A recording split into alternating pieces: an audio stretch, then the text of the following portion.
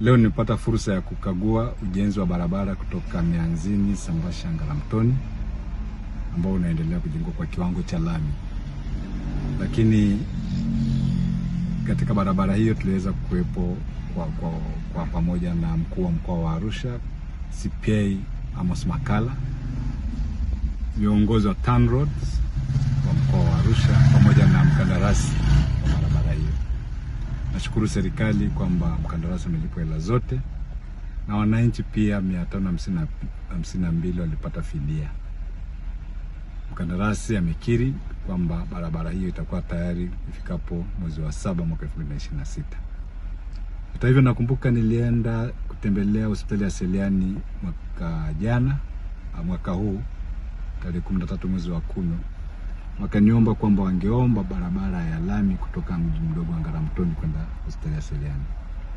Tumeweza kuonana na viongozi tukajadiliana, ikaonekana sasa barabara ya Mianzini Sambasha Ngaramtoni ianzie mji mdogo wa Ngaramtoni ende mpaka Seliani. Nashukuru Mungu kwamba barabara inaanzia pale na tumekagua na mambo yanaenda vizuri. Nilienda pia kukagua barabara hiyo ya kutoka Mianzini kwenda Sambasha. Sasa kuna daraja linalounganisha kata ya Kimnya na kata ya Elkidinga, inaitwa Lekasayo. Hiyo daraja nayo imekaa vizuri.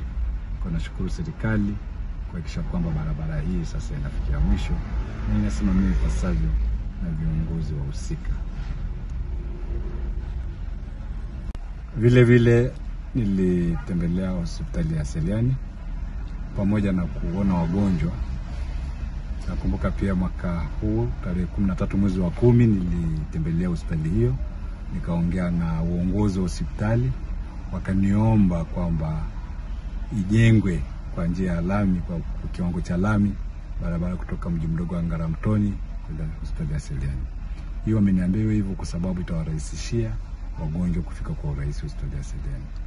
Nashukuru Mungu kwamba tumeongea na viongozi mbalimbali wa serikali, ikaonekana kwamba hiyo sehemu ijengwe ikiwa ni sehemu ya barabara Mianzini Sambasha Ngaramtoni na sehemu Mianzini mji mdogo wa Ngaramtoni, na nimekagua na maendeleo ya barabara inaendelea vizuri kabisa.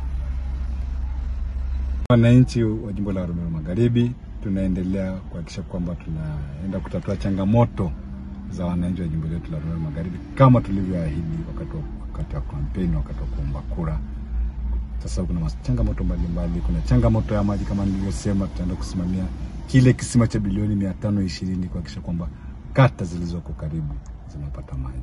Na nimeshasema tangu juzi kwamba kuna kata ya Kimnya, kuna kata ya Sambasha, kuna kata ya Olmotonyi, kuna Elkidinga, kuna Olturoto, kuna Elboru, kuna Tarakwa, kuna Kiranyi, kuna Olturumet na nyinginezo zote mpaka zile kata zilizoko mbali za Olunyogoso na Olunyosambu, ili wale wananchi waondokane na tatizo la fluoride kwenye maji wanayokunywa.